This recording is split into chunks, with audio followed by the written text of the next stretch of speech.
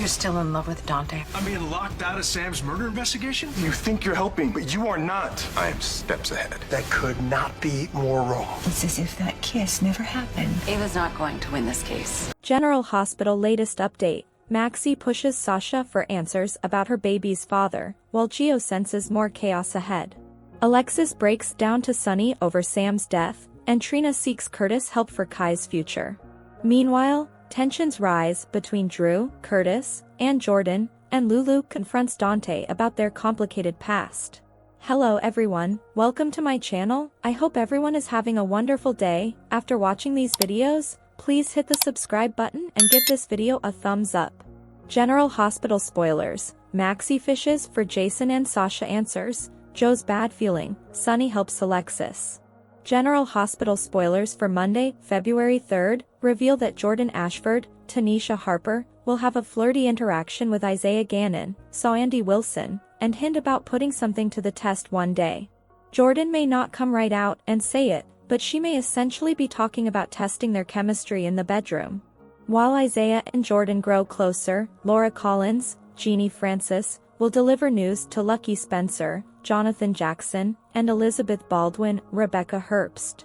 This may relate to the hospital's confirmation on the Digitalis-related fatalities, but Liz and Lucky are already ahead of the game since they've been investigating whether Cyrus Renault, Jeff Kober, is responsible. Over with Gio Palmieri, Giovanni Mazza, he'll have a bad feeling about something and admit it to Emma Drake, Braden Bruner. Gio will apparently get a whiff of another Quartermain crisis and make a prediction about more chaos breaking out. At General Hospital, Curtis Ashford, Donnell Turner, will show up and ask Trina Robinson, Tabiana Ali, what's so urgent. Trina is clearly desperate to find ways to support Kai Taylor, Jens Austin Astrup, so she'll have a plan and seek Curtis' help with it. Next, Alexis Davis, Nancy Lee Grahn, will break down in tears as she opens up to Sonny Corinthos, Maurice Bernard, about Sam McCall's, Kelly Monaco, intentional demise, and all the tough emotions she's dealing with. Alexis may blame herself on some level since she was the last person to see Sam before her heart gave out. Perhaps Alexis will feel like she should have sensed something was wrong earlier and somehow prevented this.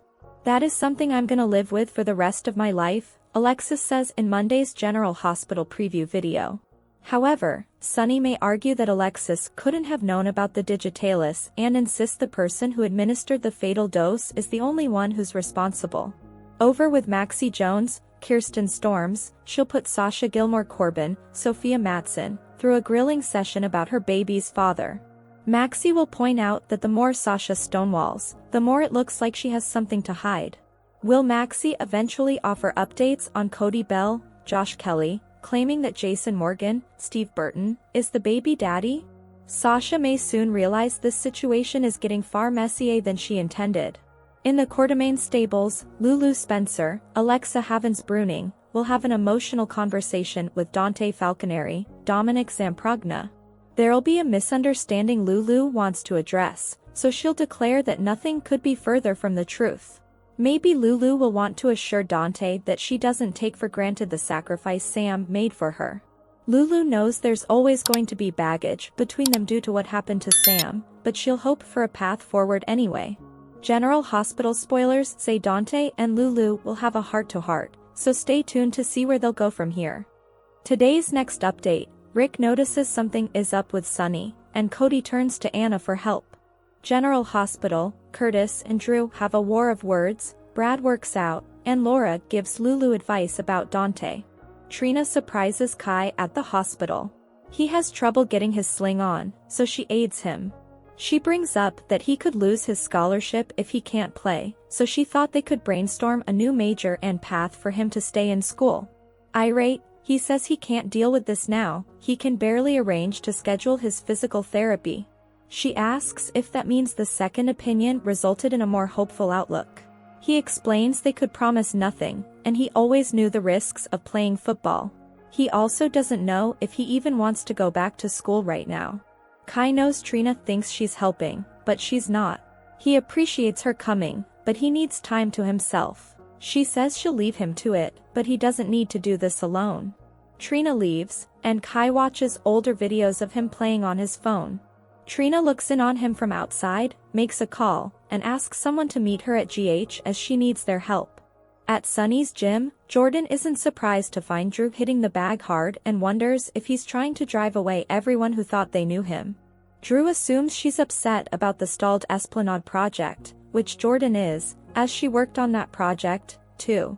Drew complains about what the Quartermaines are doing to him, but she is here to talk about the Esplanade.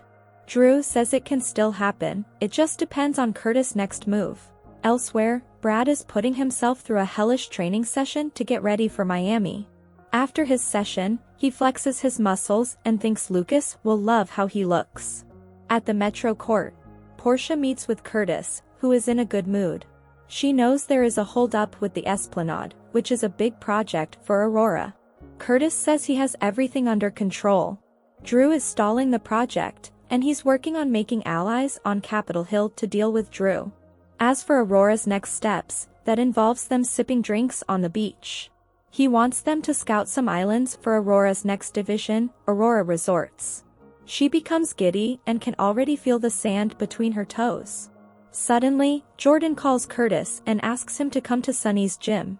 Nearby, Rick and Ava meet for breakfast and plan to offer Sonny and Diane a deal to try and wrap the custody case up. Ava thanks him for his generosity and for representing her pro bono. He assures her he's not doing this for free.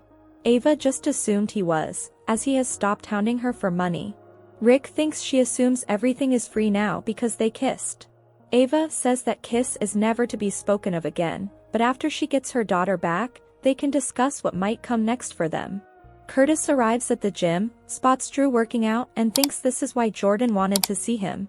Jordan brings up the Esplanade, and Curtis explains Drew is stalling it until he gets his company back and screws over Michael.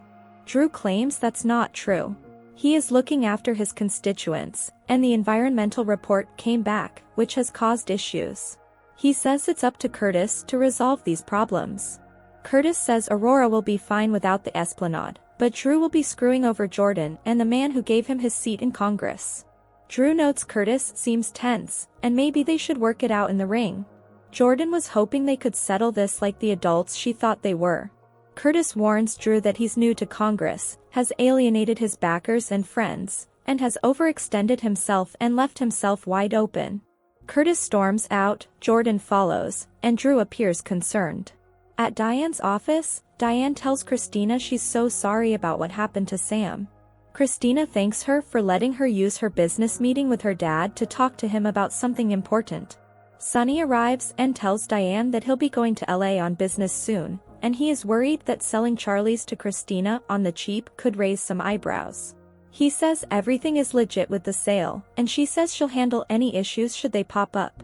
There is a knock at the door, and it's Rick and Ava. Rick is glad Sonny is here, as it will make this all the easier. Rick explains they've come up with an offer regarding the custody agreement. Rick says given the explosion at Sonny's place, he cannot provide a safe environment for Avery, so he won't win this case. Rick hands Diane the papers he's drawn up, and she laughs at Ava getting sole custody and Sonny getting visitation. She won't accept this, so Rick says they'll go to court.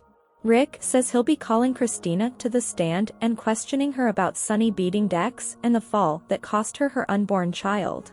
Ava tells Sonny to take the agreement and spare both his daughters the heartache. Sonny leans on the desk, clearly having a heart episode.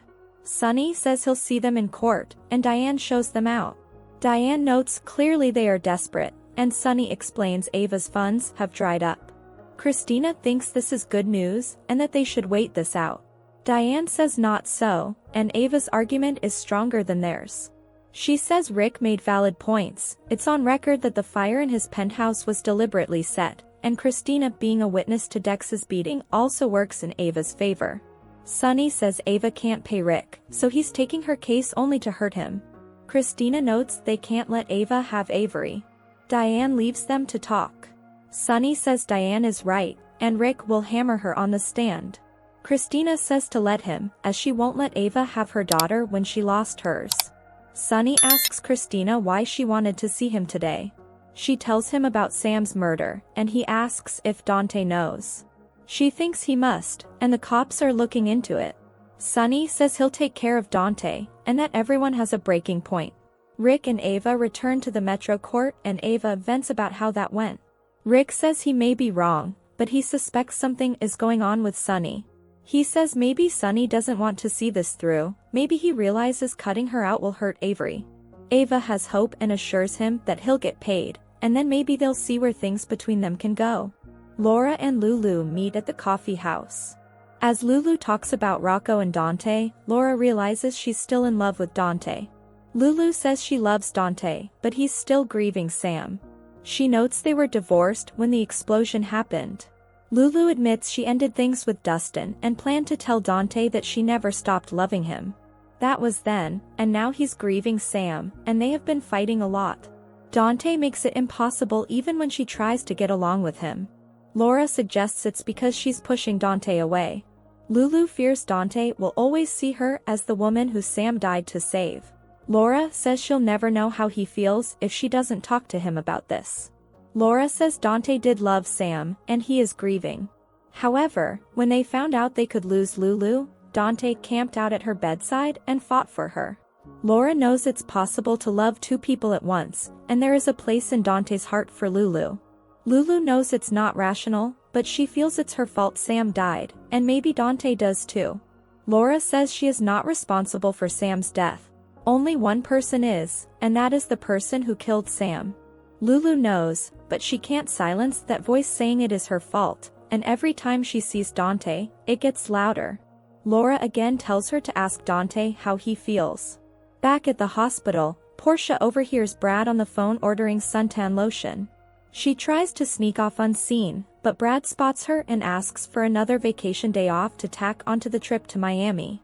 She says she has made many accommodations for him, but she has limits, and he's asking for too much too often, which people will notice. Brad asks if that is a yes. She tells him to enjoy his vacation day and walks off. Dante storms into Anna's office, demanding to know why he's locked out of Sam's murder investigation. She's sorry for his loss, but he is too close to this case. She says he has no objectivity, and the case could be thrown out if he solves it. She also worries what he might do if he found the killer and if he could take the law into his own hands in this instance. Dante asks what that means. Do they have a suspect? She says they have a person of interest but will not tell him anymore. She puts him on a week's paid leave, and when he returns, he needs to see the department psychologist. Dante says fine and storms out. Brooke Lynn finds Cody in the stables to talk to him about that summer romance she had with Dante long ago. Cody says, "That summer you got pregnant?" She asks if he ever told Dante, but he didn't, as she swore him to secrecy. He remembers driving her to the bus station, but he never saw her again until he started working here. He asks why she's bringing this up now. Brooke Lynn says she and Chase are trying to start a family, and now that Dante is living in the house, it's brought up old feelings. Cody thinks if she had told Dante back then he would have stepped up, not like other guys. Cody begins ranting, and reveals Sasha is pregnant and she should have to be going through it alone. Cody storms off, and Dante shows up looking for his friend to talk to. Brooke Lynn says he just left, and she can see something is eating him. He reveals Anna won't let him help find the person who killed Sam. He tells her about his meeting with Anna, and his behavior proved Anna right that he's not able to handle this case. Dante blames himself for Sam's death, and he doesn't know how to live with that. Brooke Lynn lets him know that she's here if he needs anything. He says she's a pretty good friend when she tries, and they hug. Suddenly, Lulu walks in. Cody drops by Anna's office looking for Mac, as he needs to get a message to Robert. Anna says he can contact Robert, but Cody says he can wait for Mac, who is out. Anna pushes, and Cody says Sasha is in trouble and it's Jason's fault. Anna needs details, but Cody thinks he should talk to Robert directly. Anna says he can speak to her, and Cody blurts out that Sasha is pregnant and Jason's the father. On the next General Hospital, Jordan has drinks with Isaiah. Jordan says, hopefully, one day, we can put it to the test. Laura visits with Lucky and Liz and says she has news. Gio tells Emma, I have a bad feeling about this. Trina calls Curtis to the hospital to help with Kai. He asks her what is so urgent. Alexis cries to Sonny, That is something I'm going to live with for the rest of my life. Maxie tells Sasha, the more you stonewall, the more it looks like you have something to hide.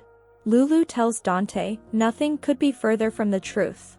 Thanks for watching this videos. Please hit the subscribe button for more updated news.